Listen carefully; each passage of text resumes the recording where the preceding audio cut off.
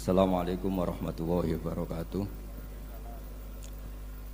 Bismillahirrahmanirrahim. Alhamdulillahirabbil alamin wassalatu wassalamu ala asyrafil mursalin sayyidina Maulana Muhammadin wa ala alihi washabihi ajmain. Amma ba'du. Ingkang sangat kita hormati guru kita bersama Kiai Haji Ulil Albab Arwani, wonten para habaib utamanipun Habib Zainal Abidin Al-Kaf, para umarok yang saya hormati, ada PLT Bupati Bapak Haji Hartopo, ada Bapak Kapolres dan Dim dan yang mewakilinya semua yang saya hormati. Meneruskan ngaji di Madinatul Ilmi di Habib Bidin, ini ngaji hiwalah, ini diligerkan. Harusnya ngajinya di Habib Bidin tapi diliger ke Sekda. Saya mau saja supaya kelihatan rukun antara Habib dan umarok. Karena kata Habib Bidin nggak apa-apa Gus gitu. Ya memang rukun gitu. Jadi ini nggak pencitraan ya, bukan pencitraan tapi memang rukun gitu. Seperti yang dikatakan Kiai Haji Ulil Albab tadi, atau yang biasa kita sapa Gus Bab, bahwa jihad itu dari kata jahada yujahidu mujahadatan. Kalau masdar mujarrodnya jahida, ada yang baca jahada jadu jahdan wa jihadan, itu maknanya serius menekuni sesuatu. Jadi tidak harus bentuknya perang. Tapi Islam juga jangan anti perang, karena andaikan Islam itu tidak punya konsep perang, itu juga kita bingung saat kita dijajah Belanda. Jadi sesuatu itu pasti akan ada momennya, ada pembenarnya. Disebut kalau dalam fikih muqtadul hal. Saya masih ingat beberapa cerita lesan. Dulu perang itu harusnya 7 November. Bung Tomo datang ke Mbah Hasyim, tapi kata Mbah Hasyim jangan, katanya Kiai bagian nyeblokno pesawat urung teko. Walhasil nunggu Ki Abbas dari Buntet Pak Kapolres itu doanya spesial untuk menjatuhkan apa? Pesawat ya. Saya kebetulan banyak kenal sama cucu-cucu Ki Abbas Buntet.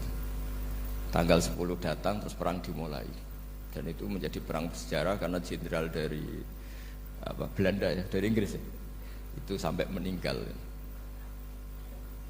Jadi siapa? Malabi ya.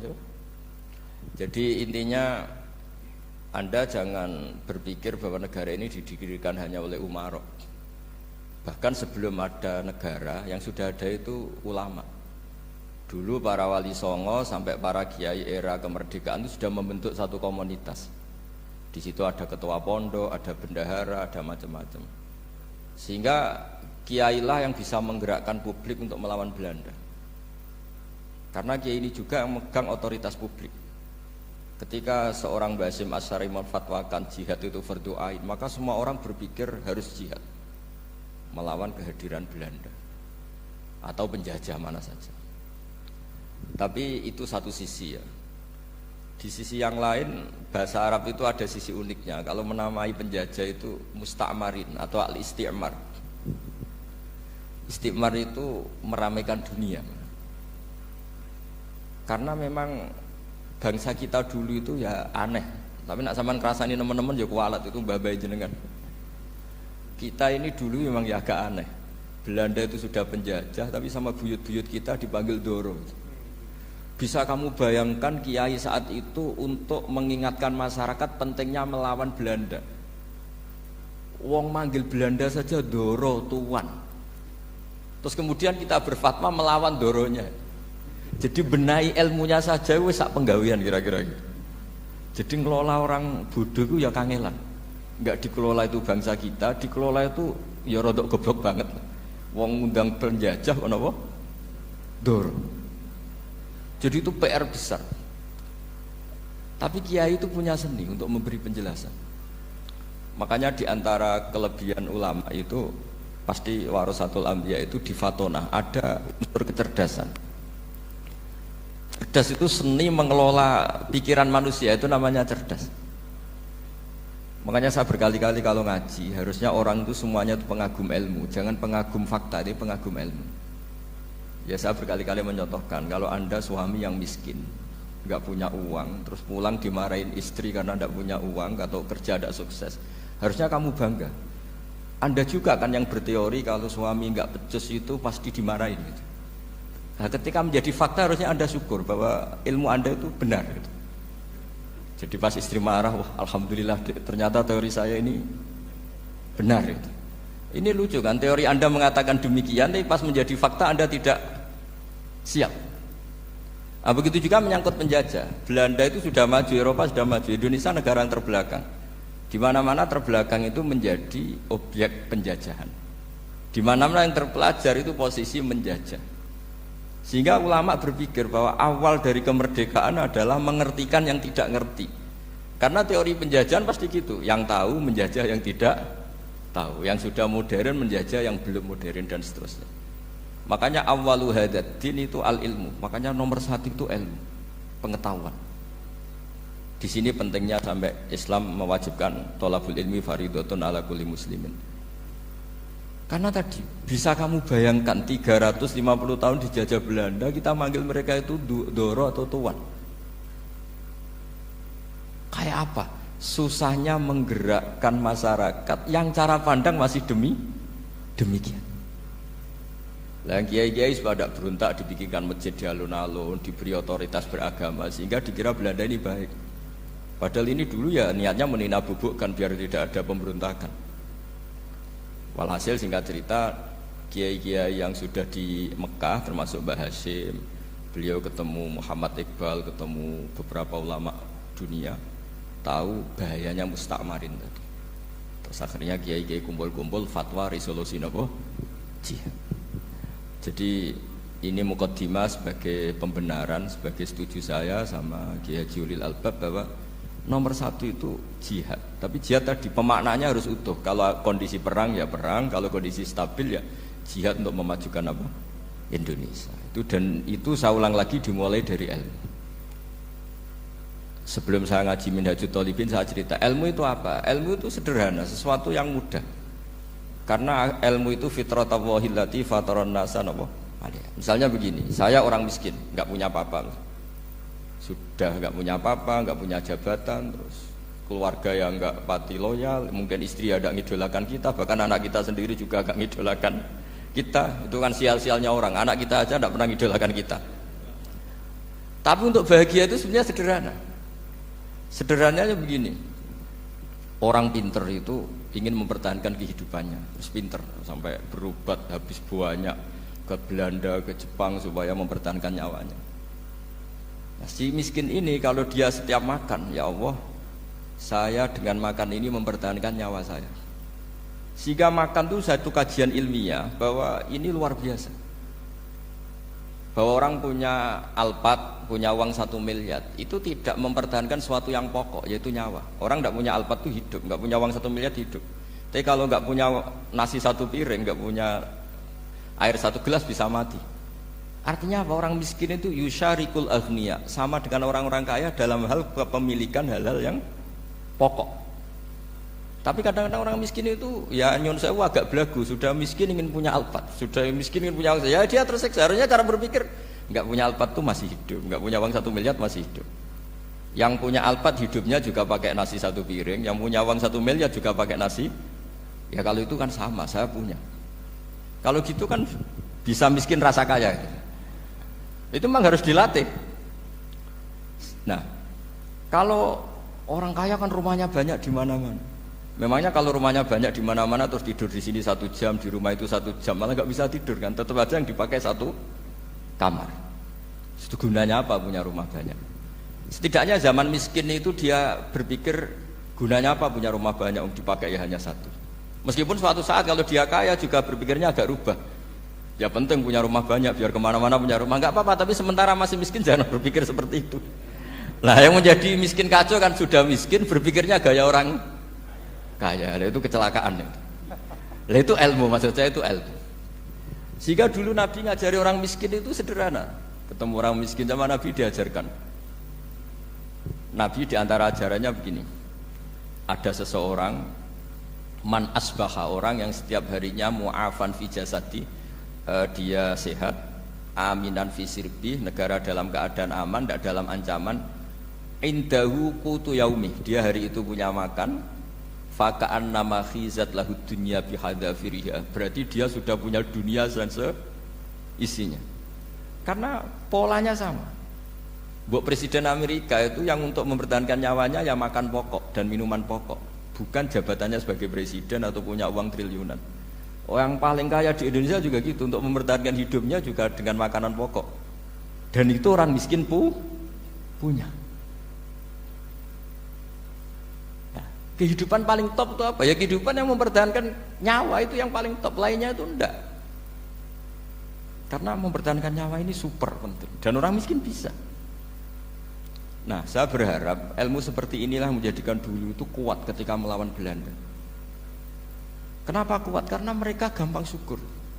Barokahnya gampang syukur itu selesai dengan dirinya sendiri. Kalau bahasa intelektualnya itu, orang kalau sudah selesai dengan dirinya sendiri bisa berpikir memanfaati pada orang lain. Nah, dulu orang-orang miskin ketika era sahabat, termasuk era para ulama yang mendidik para umatnya, itu selesai dengan dirinya sendiri. Nah sekarang banyak orang miskin juga termasuk orang kaya, bahkan belum selesai dengan dirinya. Wah itu angel, ngajak jihad angel, karena dengan dirinya saja belum selesai. Maka masyhur itu kan ketika perang Tabuk, ada orang datang, kira-kira kalau Indonesia pakai beras 4 kilo, ya Rasulullah yang 2 kilo tak kasihkan keluarga kami supaya bisa makan, yang 2 kilo tak kasihkan jenengan untuk biaya perang. Perang Tabuk itu perang tersulit, disebut perang Dhatil Usra. Sekarang hitung saja, ini coba dihitung, mungkin yang bagian kasir tahu. Kalau 2 kilo kali 3.000, umat Islam pas itu sekitar hampir 3.000 itu sudah 6.000 kilo. 6.000 kilo itu artinya apa? Orang miskin ketika perang membiayai dirinya sendiri, itu satu. Kedua, dengan mental memberi, orang ini tidak tamak. Barokahnya tidak tamak, tidak nyalahkan yang kaya. Efek dari itu apa ketika perang Tabuk? Sumbangan dari Sayyidina Utsman yang jumlahnya besar sekali, yaitu diantaranya 1.000 dinar. 1 dinar kira-kira 4,25 gram, berarti sekitar 4.000 gram. Itu bisa diberikan alat perang. Sumbangan dari Abu Bakar juga bisa dipakai beli kuda untuk perang. Nah bayangkan kalau kebutuhan orang miskin ini untuk makan itu nggak mau urun. Wah saya miskin, nggak perlu urun, nah saya miskin dipakai alasan terus.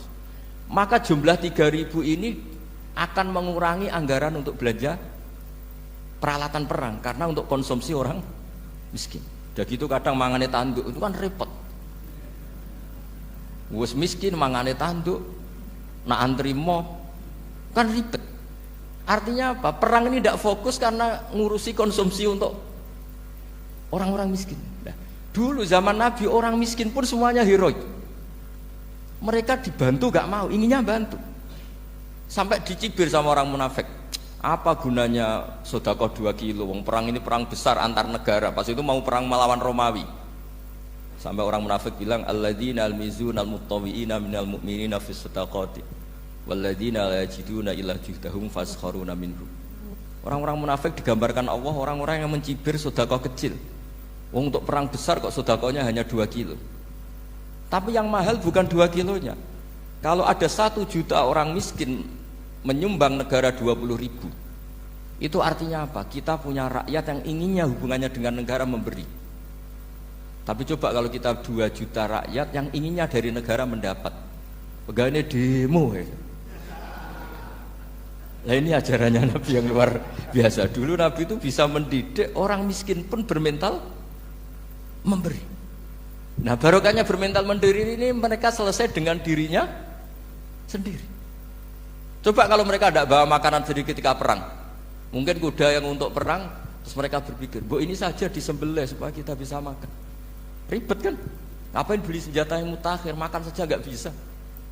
Tapi barokahnya mereka urun sendiri. Mereka selesai dengan dirinya sendiri. Ini hebatnya didikan Rasulullah Shallallahu Alaihi Wasallam. Dulu Mbah Hashim dan kawan-kawan itu berhasil mendidik seperti itu. Santri yang miskin-miskin itu kalau ngaturi kiai duweni telo itu kayak no telo. Duwene wi ya dikekno wi. Sehingga kiai sing wis mapan-mapan, misalnya kados kula wonten kan mun setengah mapan. Ya akhirnya ya iso mangan wi. Jebule wi ku ya enak.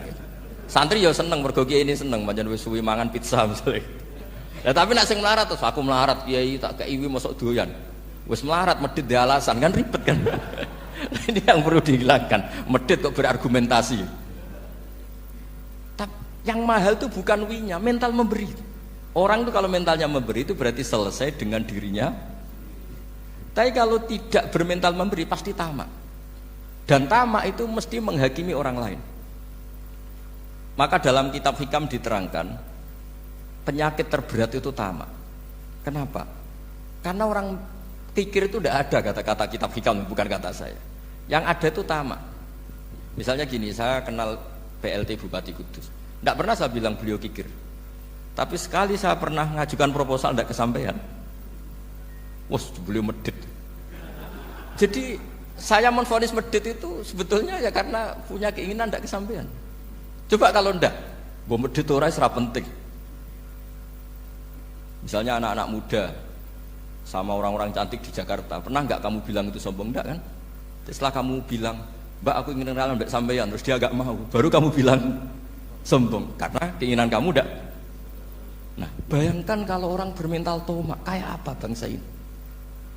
Nah, sahabat itu dididik oleh Nabi, tomak itu selesai karena keinginan mereka memberi. Sehingga Indonesia bisa merdeka begini itu barokahnya didikan ulama, semuanya ingin memberi. Dulu belum ada negara, tentara-tentara kemerdekaan kalau di kampung-kampung itu ya dibiayai donatur-donatur. Termasuk bahasa saya, buyut saya dulu. Itu berapa ton aja beras untuk pasukan Hizbullah, pasukan TNI. Di Aceh ada Dawud berih, ada yang baca berueh. Jadi baca aja kayak kira asap ada yang berih, ada berueh, saya juga gak tahu. Orang Aceh kalau baca berih memang. Nyumbang berapa emas untuk kemerdekaan Indonesia. Yang Kesultanan Jogja Legowo, Jogja tidak lagi negara tapi diberikan bagian dari Indonesia dan seterusnya. Nah, jadi semua ini barokahnya didikan Rasulullah SAW yang diteruskan para ulamanya bahwa nomor satu didik masyarakat itu bermental memberi. Dengan bermental memberi apapun kecilnya ini selesai dengan dirinya sendiri. Itu kalau sampean nggak punya mental memberi, nanti pulang dari Pemda, sok acara ini kabupaten berkata ini tok ribet itu. Awas itu, bar ngaji langsung lali berarti sampean. Sudah kalau nggak urun ini sudah luar biasa, nggak urun untuk berkat itu sudah luar biasa. Jadi itu yang makanya Nabi itu Quran dimulai wa mimma razaqnahum apa? Yunfikun. Quran mengajarkan bermental memberi, yunfikun. Nabi berkali-kali ngulang al yadul ulya khairum al yadis sufla. Dan memberi itu tidak harus nunggu kaya. Gambarannya Quran tentang orang baik itu gimana? Alladzina yunfikuna fis sarra wadharra. Bukan fis sarra saja, ketika wadharra juga. Saya pernah guyon sama orang kaya di Jakarta. Dia uangnya miliaran, mungkin malah triliunan. Guyon sama saya, Gus saya ini sudah sekian bangun masjid di mana-mana. Saya ini berarti hebat. Enggak kata saya. Enggak ada masjid agama tetap jalan kata. Karena di kampung-kampung sudah banyak masjid kata. Masih keren tukang becak kata. Kok bisa Gus? Sampai nyumbang masjid 1 miliar, itu masjid apa kata saya? Ya masjid-masjid besar. Nah itu paling dipakai kubah atau menara atau apalah yang tidak mendesak. Tapi kalau orang miskin, ngutangi orang miskin itu kalau nggak utang hari itu nggak makan. Kan nggak mungkin tukang becak ke utang ada bank atau orang kaya raya kan kenal saja enggak. Mesti orang miskin utangnya sama orang miskin. Saya kalau orang kaya utang Habibidin mesti mau beli Innova karena level orang elit, jadi utangnya itu beli Innova, aksesoris Innova, seri terbaru. Tapi kalau orang miskin sama orang miskin utangnya itu beras untuk nyawa. Artinya apa? Kalau saya diutangi Habibidin untuk beli Innova itu ganjarannya itu sekunder. Tapi kalau sesama orang miskin itu ganjarannya primer. Keren mana? Hutang-hutangannya orang miskin sama orang kaya. Satu menyelamatkan nyawa, satu menyelamatkan citra. Dia baru sadar, ternyata orang miskin lebih hebat ketimbang saya, lebih hebat, tapi tidak usah ditiru kata saya. Cuma dia menjadi tidak sombong sekian miliar yang disumbangkan ke masjid karena dia menjadi tahu ternyata itu tidak banget. Nah kecuali masjid-masjid yang kamu nyumbang memang masjid perintis di daerah-daerah yang belum ada masjid. Kalau masjid-masjid besar itu kan kadang kebutuhannya sudah selera, bukan pokok. Tidak saya ini cerita ya, jadi supaya orang tahu lah. Zaman Nabi itu orang sudah selesai semua dengan dirinya sendiri. Jadi maksud saya Islam nggak apa-apa tanpa masjid itu masjid yang sudah sifatnya selera. Indonesia kan masjid sudah sifatnya selera semua. Yang dikatakan masjid pokok kan yang dipakai sholat bisa, dipakai alat sesuci bisa. Tapi kalau sudah selera ya pondasinya harus begini, lampunya harus dari kristal, terus kubahnya itu sudah selera. Nah rata-rata sumbangan yang miliatan itu kan sudah ke selera. Sementara orang miskin utang-utangan sama orang miskin untuk menyelamatkan apa coba?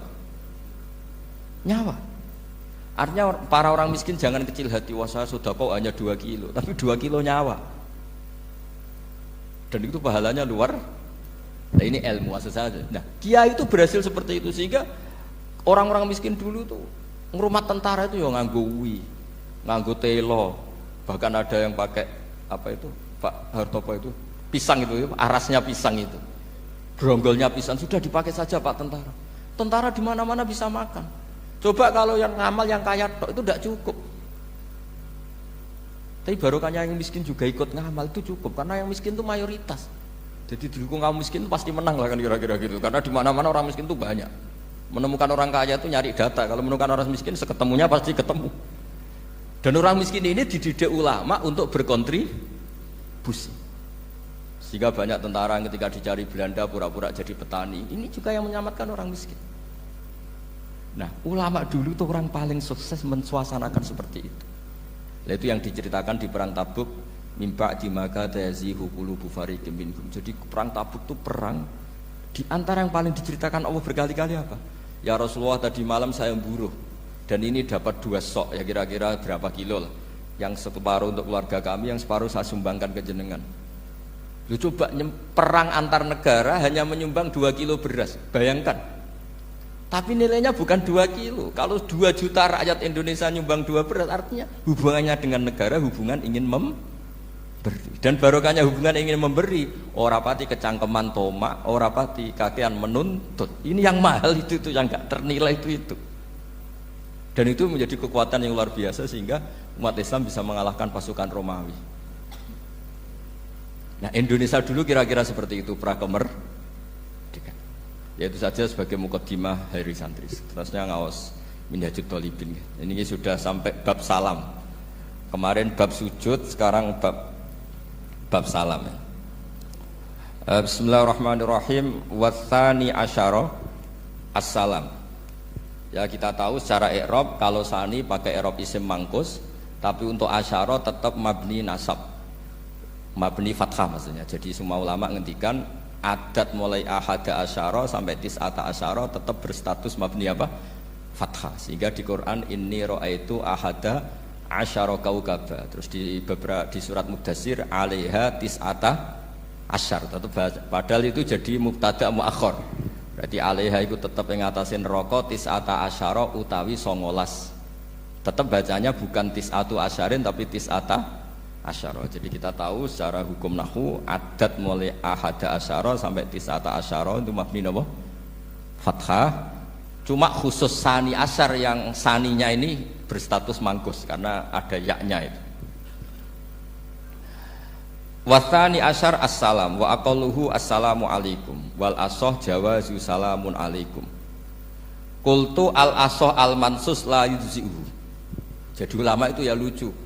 Yang satu bilang al-asoh boleh salamun alaikum tanpa al.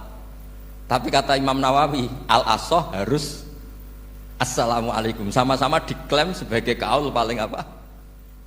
Asoh.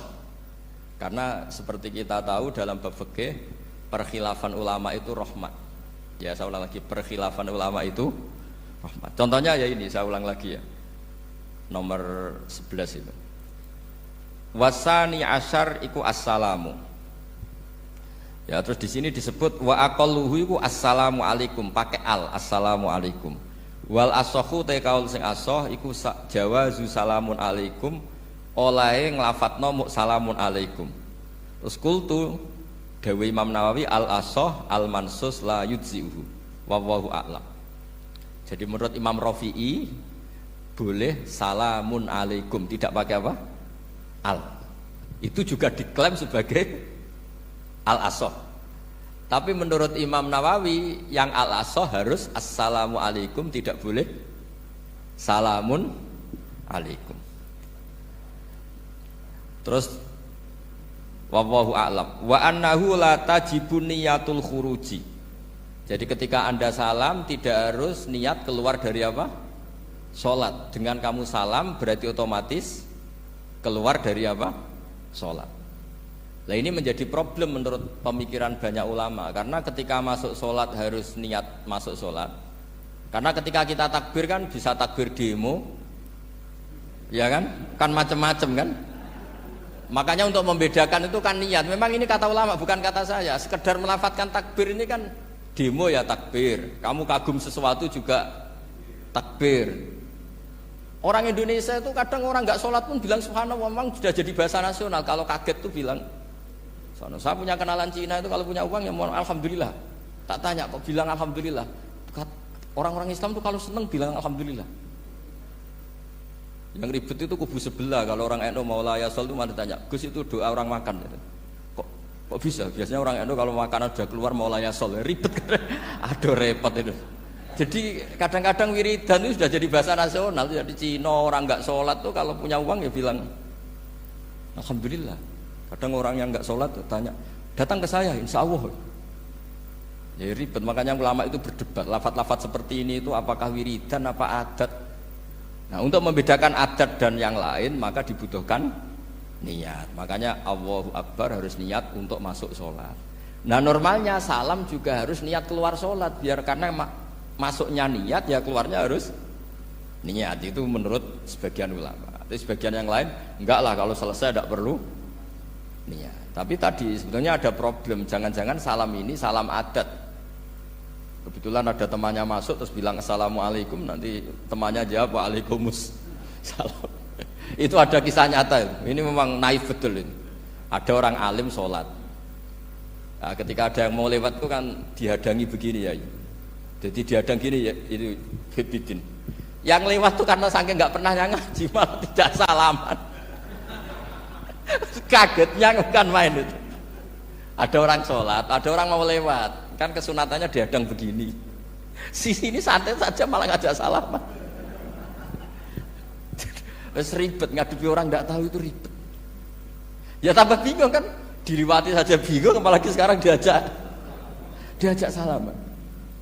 Kan memang nggak sambung, kulturnya itu nggak sambung. Ya itu kalau bilang assalamualaikum terus pikir kamu waalaikumsalam.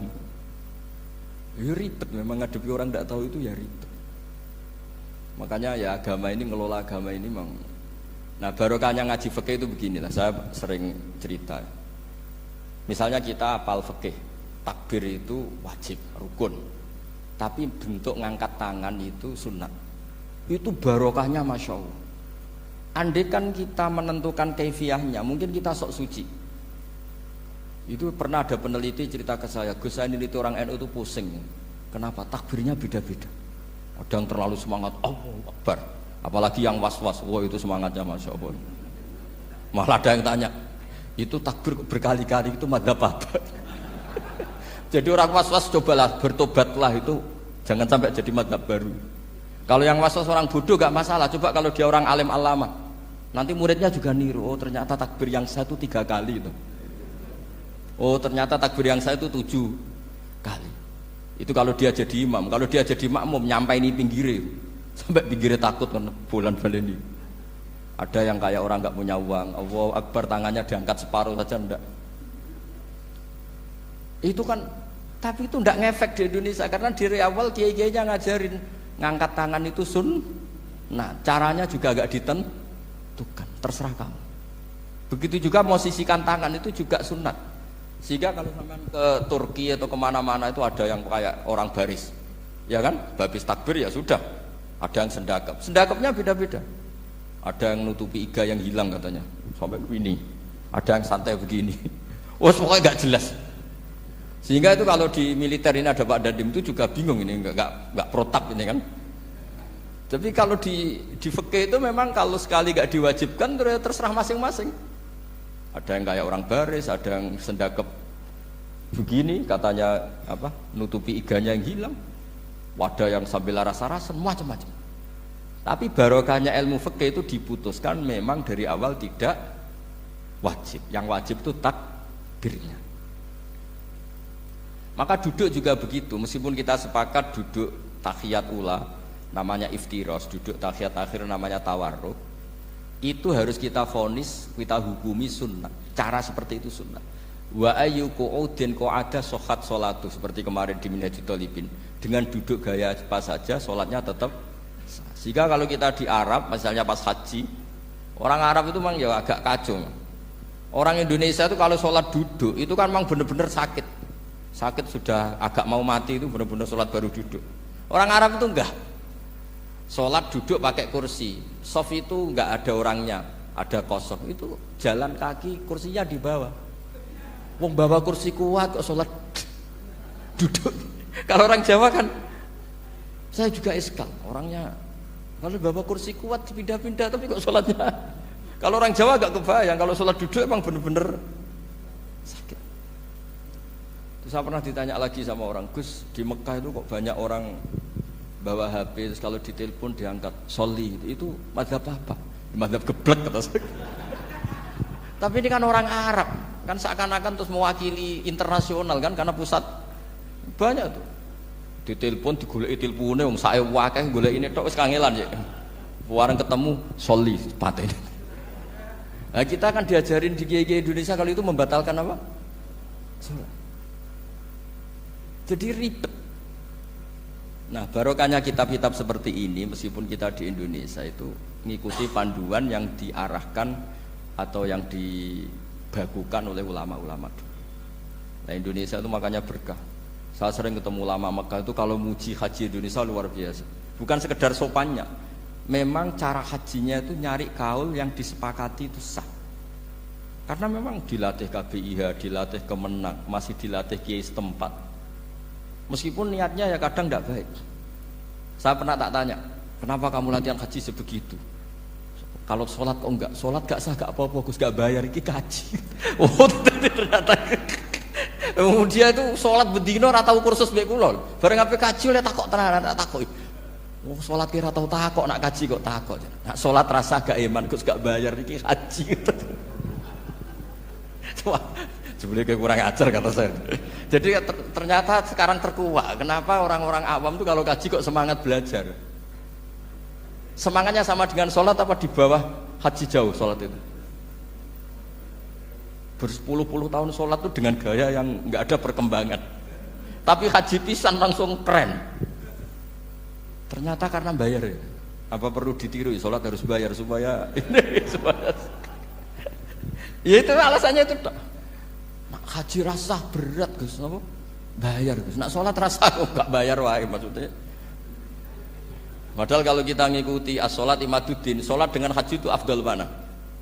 Afdal sholat, harusnya lebih serius belajar sholat ketimbang belajar haji. Tapi setahu saya nggak ada kan KBIS ya, kelompok bimbingan ibadah sholat. Jadi ini kritikan saya, semoga didengar ya, cobalah. Padahal ini Raden Asnawi di Karang pesolatan, supaya orang itu sholatnya benar ya, sholatnya benar. Ya jadi ngaji fikih seperti ini setidaknya Anda menjadi tidak mudah mengadili orang lain. Bahwa sholat itu yang takbir tok yang wajib. Misalnya baca ya Fatihah tok, sehingga kalau ada imam lupa baca surat ya gak apa-apa, memang dari tidak wajib. Jadi pemilahan wajib dan tidak ini penting supaya tidak menghakimi pada yang lain.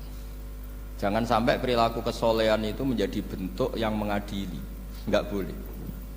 Itu Pak Kapolres. Kalau di ilmu fikih itu ada ulama penjaga ilmu itu ekstrim-ekstrim. Dulu ada sahabatnya Nabi namanya Jabir bin Abdillah. Ini ada di kitab Bukhari, di kitab sholat. Ya maksudnya al ilmu tentang sholat. Itu semua yang di masjid itu sudah pakai jubah, pakai gamis. Kalau orang Indonesia mungkin ya pakai hem, pakai baju batik, pakai. Itu dia datang malah gamisnya dicopot, gamisnya dicopot, imamahnya dicopot, terus tinggal pakai satu sarung, terus dicancang di sini akidan benatorofaihi ala atik, dicancang begini, kayak cerita-cerita di perang pahlawan itu, hanya dengan pakai sarung satu dikalungkan gitu. Terus ada orang-orang tabiin bilang gini, ungzuru ila ashabi Rasulillah, ini sahabatnya Nabi kok sholat dengan cara seperti itu, nggak islami banget, nggak keren banget lah. Terus kata Jabir bin Abdillah, saya sengaja melakukan ini supaya kamu tahu bahwa batas aurat yang dimaksud Nabi seperti ini. Shalla Rasulullah sallallahu alaihi wasallam fi izarin wahid akidan baina tarafaihi ala atiki. Saya pernah melihat Nabi sholat seperti saya ini. Tapi barokahnya itu akhirnya diketahui kalau batas auratul rajul hanya mabena surah war rukbah. Andai kan tidak ada perilaku Jabir seperti ini, orang akan ngira bahwa syaratnya sholat itu harus pakai jubah, syaratnya sholat harus pakai hem. Akhirnya orang-orang yang kebetulan tidak pakai jubah, tidak pakai hem bingung. Misalnya dia katoan seperapat, pakai kaos, neng tengah hutan, rasa sholat, aku ranggo jubah, ribet kan? Artinya apa? Ilmu ini harus dijaga konstitusinya. Barokahnya perilaku Jabir ini orang tahu batas aurat. Jadi yang lainnya itu mukamilah atau kesunatan. Nabi juga seperti itu. Semua sahabat itu tawaf itu musyatan, berjalan. Tapi Nabi sebagai tokoh dan pas itu sehat. Saya ulang lagi, pas itu sehat. Ini hampir semua ulama bilang pas itu Nabi sehat. Nabi malah naik unta. Itu kata Imam Nawawi dalam kitab Majmu', Nabi naik unta itu lebih afdol ketimbang yang jalan. Padahal trennya ibadah kan al-ajur bi qadrit ta'ab. Karena apa kata Imam Nawawi? Itu menjadi konstitusi ilmu bahwa syarat sahnya tawaf tidak harus jalan. Andai kan Nabi saat itu kok ikut jalan, maka dikira di antara syarat sahnya tawaf harus jalan. Maka kita kebingungan ketika pakai kursi roda karena tidak punya rujukan hukum. Tapi barokahnya Nabi pakai berkendara, orang menjadi tahu oh itu berjalan itu tidak menjadi syarat sah, berkendara juga boleh. Ya ada juga sahabat yang sengaja omong-omongan, maksudnya tawaf kan kudune meneng wiridan, tapi ada aja omongan untuk menunjukkan kalau ngomong itu tidak membatalkan tawaf. Sampai seperti itu ulama menjaga konstitusi ilmu. Makanya nyuwun sewu kayak kita ini yang anaknya tokoh, apalagi ini di sini ada Gus Albab, termasuk ada saya, yang anak-anaknya tokoh itu memang sudah harus mulai biasa lah. Karena dulu kalau soleh kebanget, itu yang ngel-ngel orang. Abu Bakar, saya tak cerita Abu Bakar itu soleh banget. Saking solehnya itu, ini gak akan ada yang niru, saya yakin. Beliau itu hari pertama diangkat khalifah, hari berikutnya masih dagang di pasar. Singkat cerita ditegur supaya tidak usah dagang, dicukupi negara. Beliau setuju, dapat gaji. Setelah mau meninggal, semua gajinya itu disuruh ganti uang pribadi karena beliau merasa tidak nyaman. Wong mengkhidmati negara kok minta uang, ganti pakai uang pribadi, diganti. Nah, itu ya tentu tidak wajib, pejabat juga agak minat niru. Nah tapi lucunya apa? Sayyidina Umar ketika Abu Bakar sudah meninggal itu kritiknya lucu. Kamu itu solehnya berlebihan. At-ab taman ba'dak. Sing repot sing genti. Nak soleh kok aja nemen-nemen. Mesti nak soleh ya dikira-kira lah, aja nemen-nemen. Sakake sing ngenteni repot. Makanya saya sering jagungan sama putra-putranya Mbah Mun itu nak keluarnya gitu. Abai wis alim, ganteng, pengaruhnya gede, diterima semua pihak, repot sing genti ku. Mulane kula niku husnudzon nek ana kiai kok pas-pasan iku mesti wis iku dianggap strategi lah dengan cara seperti itu. Loh iya loh, kalau misalnya kita hanya Kapolres itu anak kita kan bisa Kapolda. Tapi kalau kita sudah Kapolri itu anaknya juga jadi Kapolda, belum kayak bapaknya kan. Jadi Kapolres belum kayak. Jadi kalau bapaknya hanya Kapolres kan anaknya masih gampang lah, nanti Kapolda sudah ngelangkai kan. Jadi kadang-kadang itu artinya ulama dulu itu hebat cara. Makanya kamu jangan kaya-kaya banget, jangan sukses-sukses banget. Kasihan anak kamu nanti ini. Kasihan itu. Makanya saya sebenarnya jadi kiai itu yang ingin bener-bener banget, tapi sakit santriku lah kira-kira.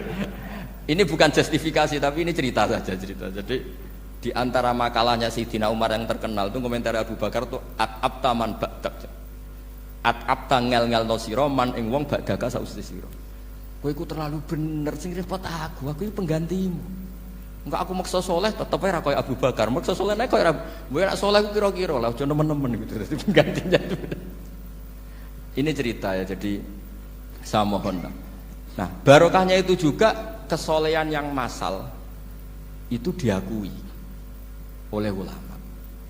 Termasuk begini misalnya nyuwun sewu, Nabi itu menyebut kesolehan itu ya termasuk wa fi buti ahadikum sedekah. Kowe ngeloni bojomu ya sedekah.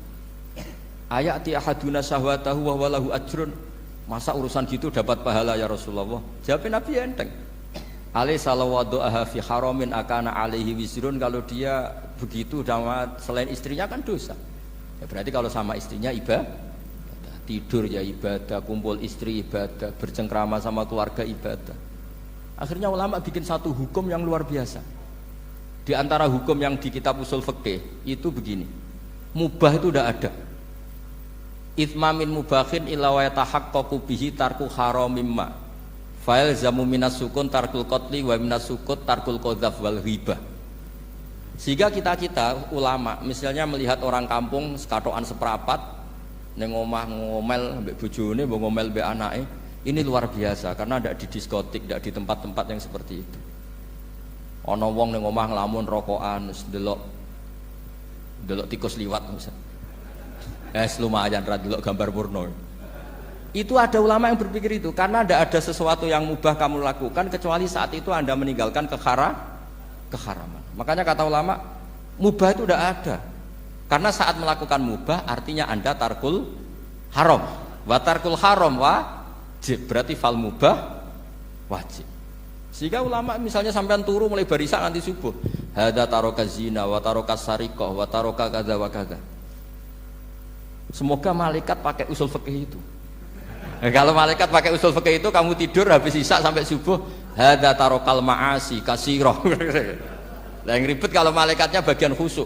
Hadza tarokat tahajud wa tarokal witro wa tarokal itu ribet itu. Nah kita semoga malaikatnya yang percaya pendapat tadi. Jadi ada dua pandangan, ada ulama mengatakan mubah itu tidak ada karena tidak ada orang yang sedang melakukan mubah kecuali saat itu pasti meninggalkan keharaman. Makanya ini sirinya kenapa dulu kiai-kiai top itu sering jagungan. Orang tahu semua lah, Mbah Zubair seneng jagungan, dulu Mbah Tur ya sering jagungan di depan masjid Menoro. Karena ingin mensuasanakan bahwa untuk menikmati hidup itu tidak harus dengan keharaman. Jagungan mbek konco ya seneng, gejul-gejulkan mbek konco ya seneng. Ini anggap saja perlawanan terhadap supaya tidak nikmati maksiat. Wa qutbu hadzal al-istidzad bil mubahat kata Imam Ghazali. Inti beragama ini adalah nikmati sesuatu yang dihalalkan oleh Allah Subhanahu. Coba ketika orang lain bisa nikmat kalau harus ke tempat-tempat maksiat, kamu cukup nikmat ketemu konco gejol-gejolokan zaman mondok podo melarate, terus diterusno saiki yo jek melarat atau cocokan melarat itu kan keren loh, keren. Sisi tok diusir mertuane, sisi tok diusir ipene terus cocokan. Ndak kowe piye Kang, gak apa-apa sabar kabeh kodok-kodar wae yo Kang. Wah itu ibadah yang luar biasa. Mergo ridho sama kodok. Dari dia tidak perlu cari nyuwun sewu hiburan yang maksiat. Nah, saya berharap ulama-ulama Indonesia itu mengikuti jejak ulama dulu. Ulama dulu itu kalau ibadah itu ya seperti itu. Jadi jangan hanya melihat ini semalaman kok tidur, tidak witir, tidak tahajud. Oke, dia memang nggak afdol, nggak sempurna lah, macam kiai pas-pasan naik kan. Tapi ya jangan lihat tarokal witro wa tarokat tahajud, tapi kamu juga harus lihat tarokal dahab ila nikla batarokat zahab ila mahalil mak. Siap mbok yo sekali-kali muji orang susahnya apa sih? Suudzon itu dikurangi lah, sekali-kali muji orang lah. Jadi kalau ada orang tidur hadza tarokal maasi. Alhamdulillah, meskipun ya rada damu-amu sithik tarokal maasi wa tarokat taat. Ya sudahlah enggak apa-apa lah tapi lah di sini terus kualitas. Nah, dengan cara itu Anda bisa membaca Quran secara fasih. Wa min ayatihi manamukum billaili wan nahar. Lu kenapa sekedar tidur kok dianggap wa min ayatihi? Di mana-mana ayat itu kan hal-hal yang luar. Ini tentang tidur saja kok dianggap ayat. Itu bisa dimaknai keren kalau Anda pakai kaidah usul fikih, yaitu dengan tidur berarti Anda meninggalkan sekian maksiat. Sehingga disebut wa min ayatihi manamukum billaili wan nahar. Nah, saya berharap konstitusi seperti ini jalan terus. Ya saya baca ya sampai salam selesai. Wa akmaluhu assalamualaikum warahmatullahi marroten yaminan wasimalan. Multafitan fil ula hatta yura khadduhul aiman. Tapi itu hanya akmal ya. Jadi ukuran paling sempurna kalau salam itu melengak ke kanan sampai dengan pengandaian ini bisa dilihat dari belakang. Tapi tetap saja itu ukuran apa? Akmal, tidak menjadi syarat sah. Jadi ya sampai melengak gini sampai kira-kira terlihat dari apa? Belakang. Tapi ukuran itu tetap akmal hatta yura khadduhul aiman. Wa fisaniyah saat terusé alisar terus nawian assalam alaman an yamini wa yasari minal malaikati dia meniatkan salam itu kepada orang-orang di sisi kanannya, mulai malaikat dan manusia dan jin. Wayan wil imamu assalama alal muqtadin wahum arrodda aleh wahum yanwauna napa arrodda aleh. Jadi wahum yanwuna arrodda aleh. Jadi imam niat salam untuk makmum, makmum niat membalas salamnya apa? Imam. Tapi itu saya ulang lagi hanya akmal. Terus asal isya asar tartibul arkan kama dzakarna. Jadi pentingnya, jadi jangan kira terus ngaji kalau wasunanuhu wa akmaluhu tidak penting, itu penting sekali. Barokahnya status akmal dan sunnah ini kita tidak mudah menvonis orang lain karena kita tahu ibadah itu hanya berstatus sunnah. Coba kalau nggak ada ketentuan itu, kita akan mudah menyalahkan orang. Salam kok orang melengak belas itu sholatnya sah atau orang.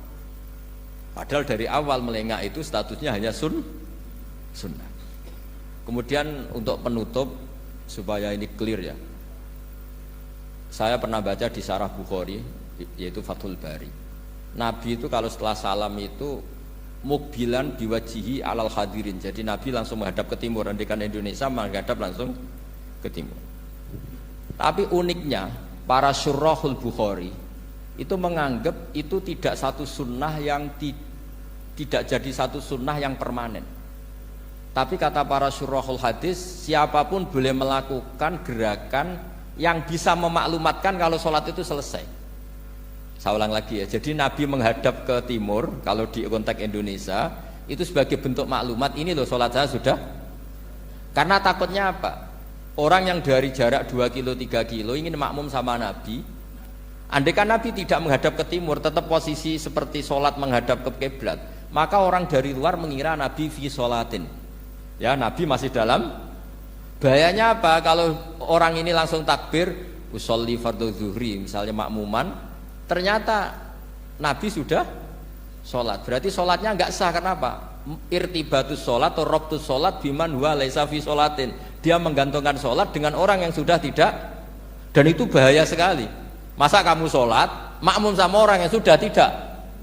Nah semenjak itu terus ada aturannya ulama, siapapun yang jadi imam harus memaklumatkan diri dengan cara apa saja supaya menunjukkan kalau sholat itu selesai. Makanya adat kiai-kiai kita tetap menghadap kiblat tapi namanya astagfirullahaladzim. Itu sebetulnya memaklumatkan. Lo nak niat banter nyentak pangeran masuk istighfar bianter ya, gak sopan belas astagfirullahaladzim. Itu sebetulnya itu memang maklumatkan. Ini lo jong sholatku wis bar. Nak kowe ape makmum masbuk sing ijek salat atau cuma makmum aku gitu. Terus ada yang separuh-separuh, ya tidak madhep wetan, madhep ngulon, madhep ngalor. Nah, itu ya sedengan itu maksudnya sedengan. Karena memang kata Syurahul Bukhari butuh itu apa?